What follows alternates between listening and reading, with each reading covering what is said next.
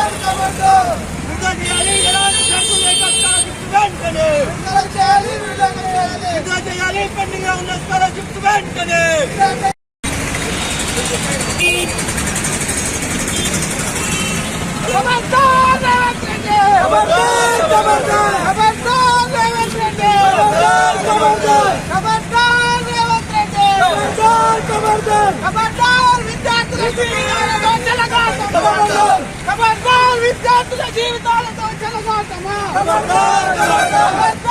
విద్యార్థుల జీవితాలతో చెలగాటమా,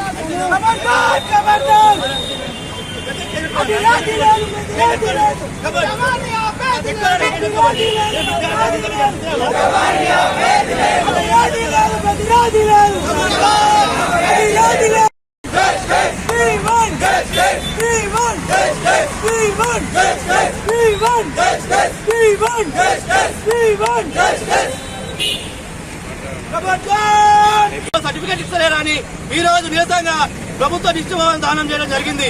ఈ రోజు రాష్ట్ర వ్యాప్తంగా 8,000 కోట్ల నుంచి 9,000 కోట్లు స్కాలర్షిప్ పెండింగ్ లో ఉన్నాయి. గత కొన్ని సంవత్సరాలుగా పెండింగ్ లో ఉన్న స్కాలర్షిప్ విడుదల చేయాలని అనేక పోరాటాలు చేస్తా ఉన్నాము. కానీ రాష్ట్ర ప్రభుత్వం చిత్తశుద్ధి లేక ఇప్పటి వరకు విడుదల చేయలేదు. ఒక పక్కన విద్యార్థులు పై చదువులకు పోవాలంటే స్కాలర్షిప్ సర్టిఫికేట్ కావాలా, కానీ కొన్ని ప్రైవేట్ కళాశాల యాజమాన్యాలు సర్టిఫికేట్ స్కాలర్షిప్ రాలేవు కాబట్టి సర్టిఫికేట్ ఇవ్వదలుచుకోలేము, స్కాలర్షిప్ వచ్చేంత వరకు సర్టిఫికేట్ ఇవ్వమని వాళ్ళు చెప్తా ఉన్నారు. ఒక పక్కన విద్యార్థులు డబ్బు లేక సర్టిఫికేట్ తీసుకోలేకపోతున్నారు. అంటే ఈ రాష్ట్ర ప్రభుత్వం చిత్తశుద్ధి ఉంటే, ఈ రాష్ట్ర ప్రభుత్వం మీద విద్యార్థుల ప్రేమ ఉంటే వెంటనే పెండింగ్ లో ఉన్న స్కాలర్షిప్ వెంటనే విడుదల చేయాలా, అలాగే విద్యాశాఖ మంత్రిని వెంటనే కేటాయించాలా. లేని పక్షంలో పెద్ద ఎత్తున ఉద్యమాలు చేస్తామని హెచ్చరిస్తున్నాము. అలాగే ఈరోజు హైదరాబాద్ డెవలప్మెంట్ కానీ, మున్సిపల్ ఏదైతే మూసినది డెవలప్మెంట్ కానీ 1,000 కోట్లు కేటాయిస్తున్నారు కదా, మా విద్యార్థులకు ఎందుకు కేటాయించాలని అడుగుతున్నాం. వెంటనే ప్రభుత్వం విడుదల చేయాలా, లేకపోతే పెద్ద ఎత్తున ఆందోళన చేస్తామని హెచ్చరిస్తున్నాం. ప్రభుత్వం మొన్న జరిగే చర్చలో దీపావళి వరకు 12,000 కోట్లు 1,200 కోట్లు ఇస్తామని చెప్పడం జరిగింది. కానీ ఇప్పటి వరకు 300 కోట్లు మాత్రమే విడుదల చేసింది, ఇంకా విడుదల చేయలేదు. అలాగే 8,000 కోట్లు పెండింగ్ లో ఉన్నాయి, అవి కూడా ఇవ్వలేదు. వెంటనే ప్రభుత్వం విడుదల చేయాలా, లేకపోతే విద్యార్థులతో అలాగే విద్యా సంఘాల ఆధ్వర్యంలో పెద్ద ఎత్తున ఆందోళన చేస్తామని హెచ్చరిస్తున్నాం.